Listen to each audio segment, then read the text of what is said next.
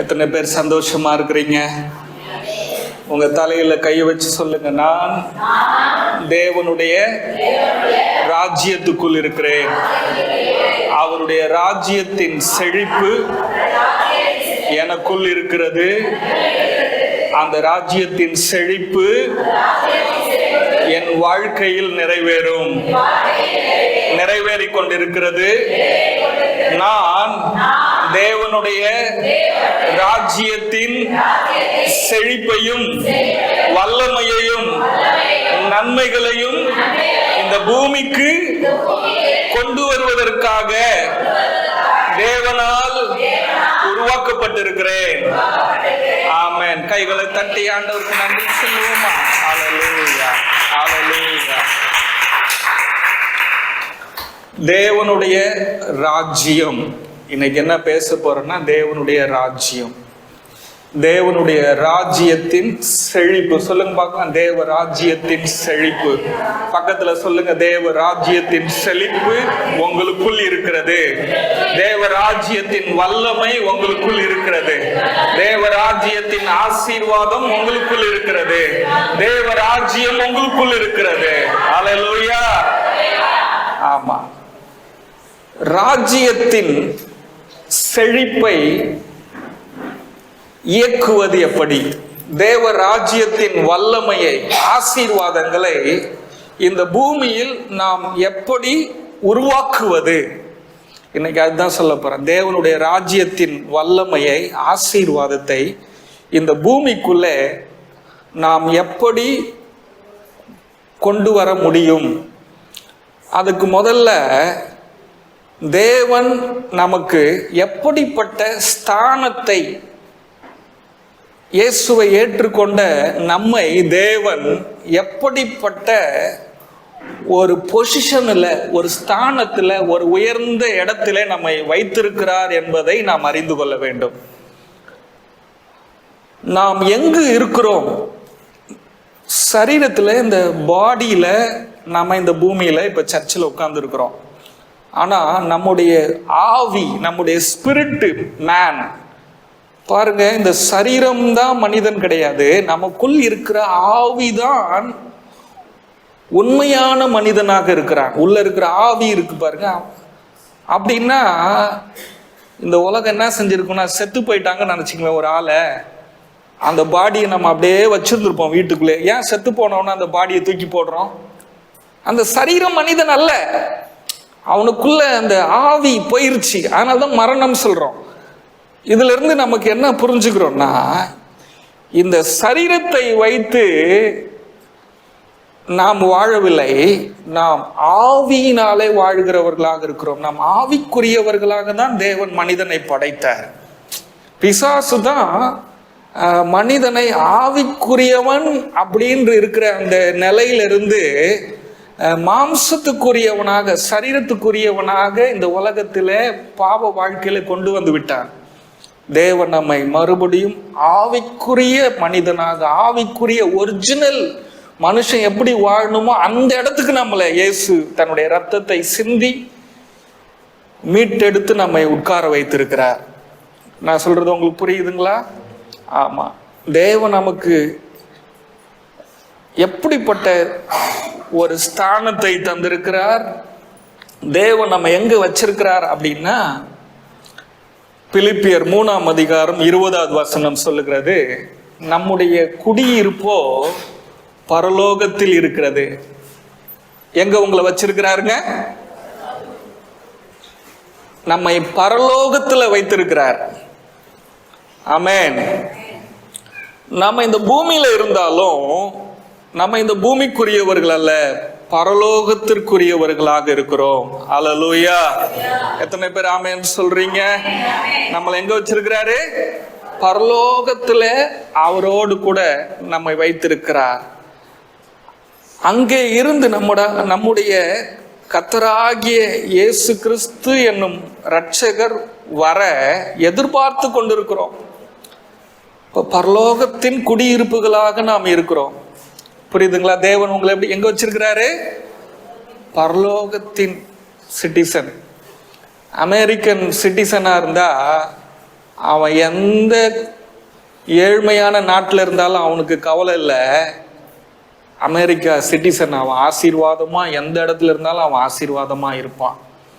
அதே போல நீங்கள் பரலோகத்தின் குடியுரிமை பெற்றவர்களாக இருக்கிறீர்கள். நீங்கள் எங்கு இருந்தாலும் ஆசீர்வாதமா இருப்பீர்கள். இந்த உலகத்துல என்ன பிரச்சனை, போராட்டம் எதுவுமே உங்களுக்கு கவலை இல்லை, எதுவுமே உங்களை தாக்க முடியாது. பரலோகத்தின் வல்லமை தான் நீங்கள் இருக்கிற எல்லா பிரச்சனைகளையும் ஜெயிக்க வைக்கும். ஆமேன் சொல்வீங்களா? ஆமேன். ரெண்டாவது, நம்ம எங்க இருக்கிறோம், தேவன் நமக்கு எந்த பொசிஷனை கொடுத்திருக்கிறாரு அப்படின்னா, யோவான் 17:27 பார்த்தீங்கன்னா, பிதாவே, உலக தோற்றத்திற்கு முன் நீர் என்னிடத்தில் அன்பாயிருந்தபடியினால் நீர் எனக்கு தந்த என்னுடைய மகிமையை நீர் எனக்கு தந்தவர்கள் காணும்படியாக நான் எங்கே இருக்கிறேனோ அங்கே அவர்களும் என்னோடு கூட இருக்க விரும்புகிறேன். என்ன வார்த்தையை நான் சொல்ல விரும்புகிறேன் அப்படின்னா, இயேசு எங்க இருக்கிறாரோ அதே இடத்துல நம்மையும் இருக்க வேண்டும் என்று விரும்புகிறார். இந்த விருப்பத்தை அவர் மனசுக்குள்ள வைக்கல, அவர் நமக்காக ஜெபிக்கிறார். பிதாவே என்று சொல்லி பிதாவின் இடத்துல ஜெபிக்கிறார். பிதாவே, நீரும் நானும் ஒன்றாக இருக்கிறோம். நான் எங்க இருக்கிறேனோ அதே இடத்துல என்னை ஏற்றுக்கொண்ட என்னுடைய பிள்ளைகளும் அந்த இடத்துல இருக்க நான் விரும்புகிறேன். அது மட்டுமல்ல, நீர் எனக்கு தந்த அந்த மகிமையை என்னுடைய பிள்ளைகளுக்கும் அந்த மகிமையை நீர் கொடுக்க வேண்டும் என்று விரும்புகிறார். அல்லேலூயா. மகிமை என்னன்னாங்க, அவருடைய வல்லமை, அவருடைய செழிப்பு. ஆமென். மகிமைன்ட்டு 7 காரியம் பேசினேன் நான், இல்லைங்களா? மகிமையை பல கோணத்துல நான் பிரசங்கம் பண்ணியிருக்கிறேன். அப்போ இயேசு தன்னுடைய மகிமையை உங்களுக்கும் எனக்கும் கொடுக்கிறார். இயேசு பிதாவின் வலது பார்சத்தில் இருக்கிறார். அந்த பிதாவினுடைய ராஜ்யத்திலே உங்களையும் வைத்திருக்கிறார். அல்லேலூயா. எபேசியர் 2:7 பார்த்தீங்கன்னா, இயேசு கிறிஸ்து இயேசுவுக்குள் நம்மை அவரோடு கூட எழுப்பி உன்னதங்களிலே அவரோடு கூட உட்காரவும் செய்தார். பாருங்க, உன்னதங்களிலே அவரோடு உட்கார வைத்திருக்கிறார். பிதாவின் வலது பார்சத்திலே நீங்கள் உட்காரப்பட்டிருக்கிறீர்கள். ஆமென். வெளிப்படுத்தின விசேஷம் 21:2 பார்த்தீங்கன்னா, யோவான் ஆகிய நான்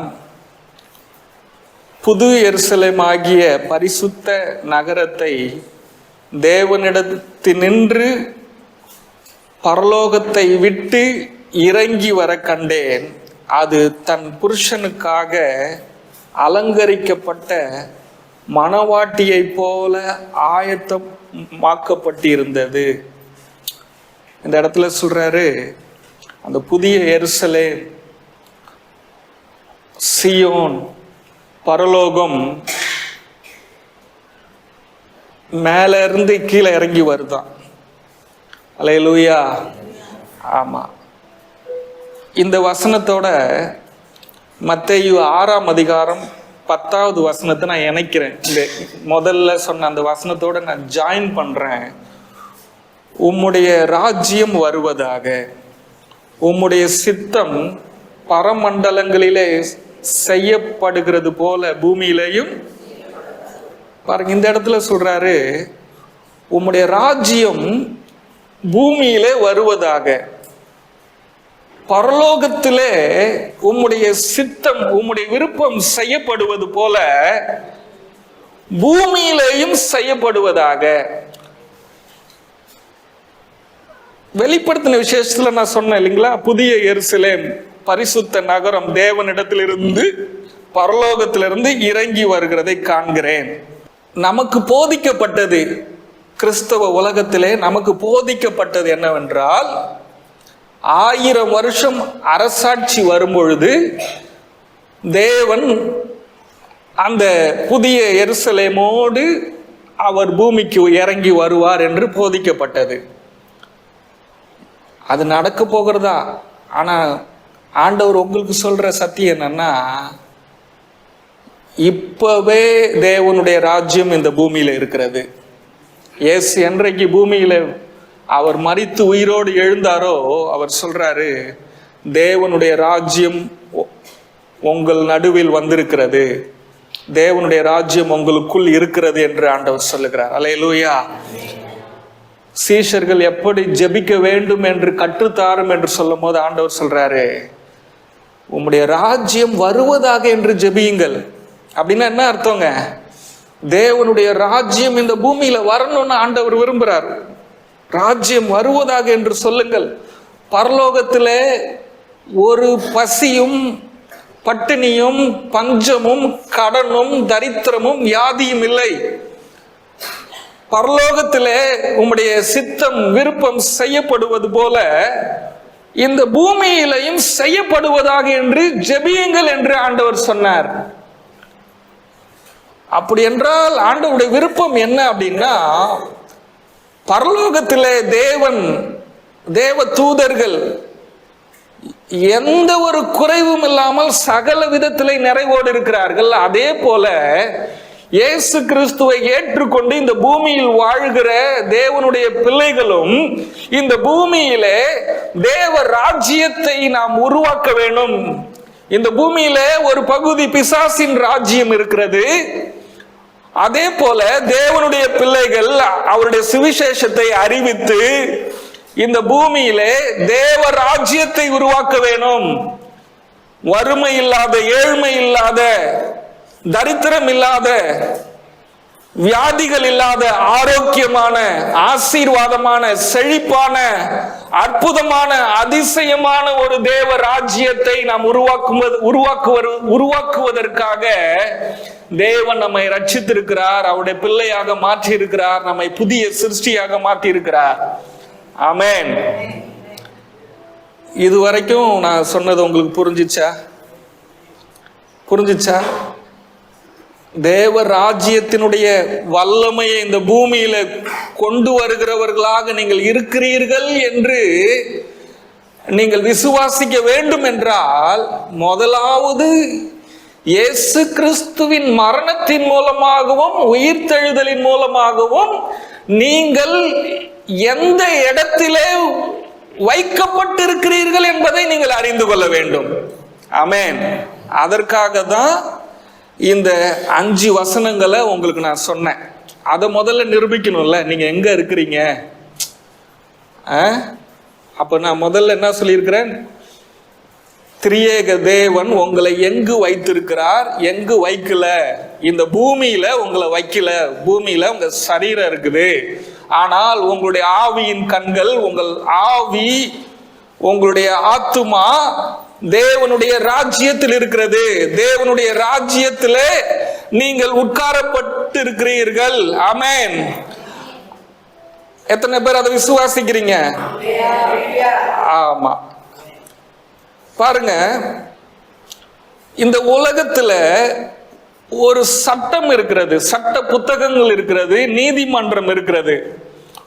ஒரு மனுஷனுக்கு ஒரு பிரச்சனை அப்படின்னு சொன்னா லாயர் சட்ட புத்தகத்தை எடுத்து அந்த பிரச்சனைக்கான தீர்வை கண்டுபிடித்து அந்த மனிதனுடைய பிரச்சனைக்காக வழக்காடி பரிந்து பேசி அந்த மனிதனுக்கு தேவையான நன்மையை வாங்கி கொடுக்கிறார்கள் சட்ட புத்தகத்தை வைத்து. அதே போல தேவனுடைய ராஜ்யத்தின் பிள்ளைகளாக நாம் இருக்கிறோம். இயேசு கிறிஸ்து என்னும் நீதிபதி அவருடைய வார்த்தையை உங்களுக்கு தந்திருக்கிறார். அந்த வார்த்தையை, நான் தேவனுடைய ராஜ்யத்தின் பிள்ளையாக இருக்கிறேன், எனக்கு ஒரு சட்ட புத்தகம் கொடுக்கப்பட்டிருக்கிறது, வாக்குத்தத்தங்கள் இருக்கிறது, ஆசீர்வாதங்கள் இருக்கிறது, இவைகளை எடுத்து என் வாயிலே நான் தேவனுடைய ராஜ்யத்தில் இருக்கிறேன், அங்கிருந்து தேவ ராஜ்யத்தின் வார்த்தைகளை, அந்த வாக்குத்தத்தங்களை, தீர்க்க தரிசனமாக நான் என்னுடைய வாழ்க்கைக்கும் மற்றவருடைய வாழ்க்கைக்கும் நான் பேசும்போது அது எல்லா நன்மைகளையும் பெற்றுத்தரும்.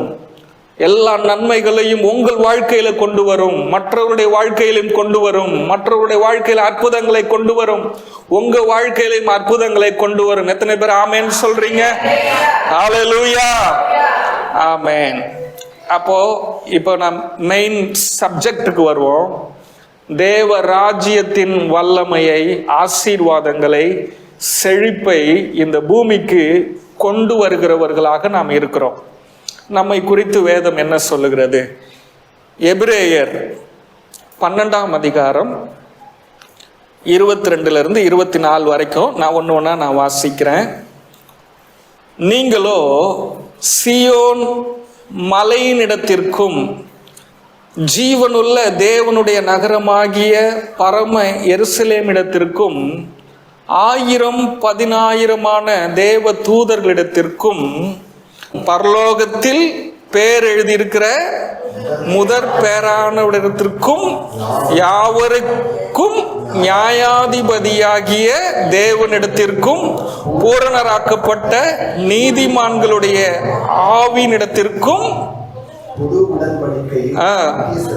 புதிய உடன்படிக்கையின் மத்தியஸ்தராகிய இயேசுவினிடத்திற்கும் நன்மையானவர்களை பேசுகிற ரத்தமாகிய தெளிக்கப்படும் ரத்தத்தினத்திற்கும் வந்து சேர்ந்திருக்கிறது.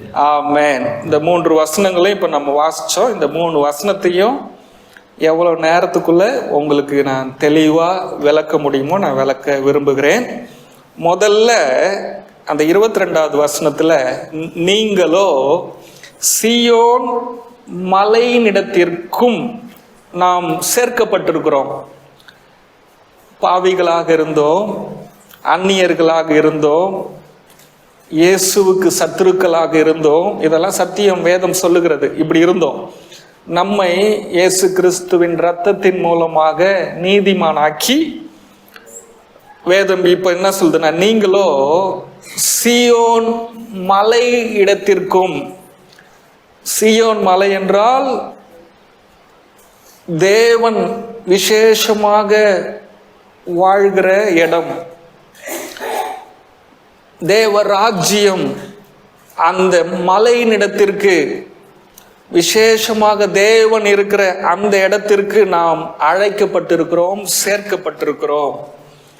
சீயோன் அப்படின்னும் போது ஏசாயா 60ஆம் அதிகாரம் 14வது வசனம், உன்னை கர்த்தருடைய நகரம் என்றும் இஸ்ரவேலுடைய பரிசுத்தரின் சீயோன் என்றும் சொல்வார்கள். ஆண்டவர் சொல்றாரு, ஆண்டவர் நம்ம சீயோனுக்குள்ள கொண்டு வருகிறார், தேவ ராஜ்யத்துக்குள்ளே. ஆமென். தேவ ராஜ்யத்திலே உங்களை உட்கார வைக்கிறார். அது அவருடைய விருப்பமாக இருக்கிறது. அந்த விருப்பத்தை அவர் செயல்படுத்தி காண்பித்தார். நம்மை தேவ ராஜ்யம் என்கிற சீயோனுக்குள்ளே உட்கார வைத்து நம்முடைய பேரே மாத்துறார். என்னன்னா, உன்னை கர்த்தருடைய நகரம் என்று உங்களை சொல்லுவார்கள். உங்க பேர் நாங்க, ஆமா, ஊர் உங்களுக்கு சொல்ற பேர் நல்லா ஞாபகம் வச்சிருக்கிறீங்க இல்ல? சொந்தக்காரன் கிண்டல் பண்ற பரியாச பேரெல்லாம் ஞாபகம் வச்சிருக்கிறோம். எதை ஞாபகம் வச்சுக்க போறீங்க நீங்க? ஆண்டவர் உங்களுக்கு என்ன பேர் வச்சிருக்கிறார்? உங்க பேர் என்னங்க? கர்த்தருடைய நகரம். ஹல்லேலூயா. ரெண்டாவது உங்களுக்கு ஒரு பேர் வச்சிருக்கிறார். என்னன்னா, பரிசுத்தரின் சீயோன்.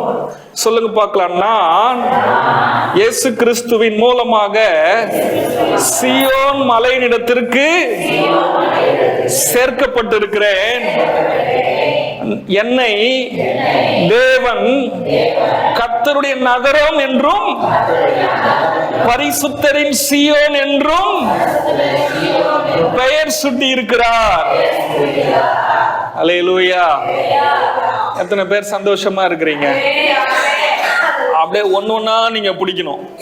இப்ப நான் சொல்ற ஒவ்வொரு பாயிண்டா உங்க வாழ்க்கைக்கு நீங்க சுதந்திரிக்கணும். ஆமென். பெற்றுக்கொள்ளணும். அல்லேலூயா. ஏசாயா 8ஆம் அதிகாரம் 18வது வசனத்துல, இதோ நானும் கர்த்தர் எனக்கு கொடுத்த பிள்ளைகளும் சீயோன் பர்வதத்தில் வாசமாயிருக்கிற சேனைகளின் கர்த்தராலே இஸ்ரவேலின் அடையாளங்களும் அற்புதங்களுமாக இருக்கிறோம். ஆண்டவர் உங்களை எப்படி வச்சிருக்கிறாரு? ஆமென். சீயோன் பர்வதத்திலே அவருடைய குமாரனுடைய பக்கத்துல உங்களை உட்கார வச்சிருக்கிறாரு. ஆமென். அவர் சொல்றாரு, அப்பா உன்னை நான் சீயோன்ல வச்சிருக்கிறேன், என்னுடைய குமாரனுடைய வலது பார்சத்துல உன்னை வச்சிருக்கிறேன், இப்படி இருக்கணும்னு நான் விரும்பினேன், அதை நான் செஞ்சும் முடிச்சிட்டேன். இப்போ உன்னை சீயோனின் குமாரர்களாக, சீயோனின் குமாரத்திகளாக, கர்த்தருடைய நகரமாக, பரிசுத்தரின் சீயோனாக உனக்கு பெயரை வைத்து, அப்படியே நான் விடல, சீயோன் பர்வதத்திலே உன்னையும் நான் உனக்கு தந்த உன் பிள்ளைகளையும் அடையாளங்களாகவும் அற்புதங்களாகவும் வைத்திருக்கிறேன். இந்த பூமியில நீங்க எப்படி இருக்கிறீங்க? அடையாளம், அற்புதங்கள், அதிசயங்களாக உங்களை ஆண்டவர் வைத்திருக்கிறார். தாவீது சொல்றார், விசித்திரமாக, வினோதமாக, ஆச்சரியமாக என்னை தாயின் கருவிலே தேவன் என்னை உருவாக்கினார். உங்களையும் அப்படிதான் ஆண்டவர் படைத்தார். ஆமென். ஆமா, ஒரு மனுஷன் தன்னை கடவுள் எப்படி படைச்சாருன்றத அவன் உண்மையான உள்ளத்தோடு உணர்ந்தாலே உண்மையான கடவுள் யாருன்னு அவன் கண்டுபிடிச்சிடலாம். ஆமென். கடவுள் அவ்வளவு நல்லவராக இருக்கிறார். பாருங்க, கலாத்தியர் 4ஆம் அதிகாரத்துல மேலான எருசலேமே, மேலான எருசலேமோ சுயாதீனம் உள்ளவள். இங்கு சாராளை குறித்து வேதம் சொல்லுகிறது. ஆவிக்குரிய சந்ததியை குறித்து வேதம் சொல்லுகிறது. ஆவிக்குரிய சந்ததிகளாக நாம் இருக்கிறோம். இங்க இருக்கிற நம்ம எல்லாரும் ஆவிக்குரிய சந்ததிகள். நம்மை வேதம் சொல்லுகிறது, மேலான எருசலேமோ சுயாதீனம் உள்ளவள், சுயாதீனம் உள்ளவர்களாக நாம் இருக்கிறோம். ஏன்னா இந்த பூமியினுடைய ரூல்ஸ் அண்ட் ரெகுலேஷன் உங்களை இயக்க முடியாது. நீங்கள் மேலான எருசலேம், தேவ ராஜ்யத்தின் பிள்ளைகளாக இருக்கிறீர்கள். அல்லேலூயா. அதனால தேவ ராஜ்யம் உங்களுக்கு என்ன கொடுத்திருக்குதுன்னா சுயாதீனத்தை, ஃப்ரீடம், சுதந்திரத்தை உங்களுக்கு தந்திருக்கிறது. அவளே நாம் எல்லாருக்கும் தாயானவள். நம்மை பெற்றெடுத்த தாய் எப்படி பெற்றெடுத்தால், ஆவிக்குரிய தாய் சாராள், விசுவாசத்தின் தாய் நம்மை எப்படி பெற்றெடுத்தால்னா நம்மளை சுயாதீனம் உள்ளவர்களாக, மேலானவர்களாக, ஹை கிளாஸ் பிள்ளைகளாக உங்களையும் என்னையும் ஆண்டவர் கல்வாரி சிலுவையில பெற்றெடுத்திருக்கிறார்.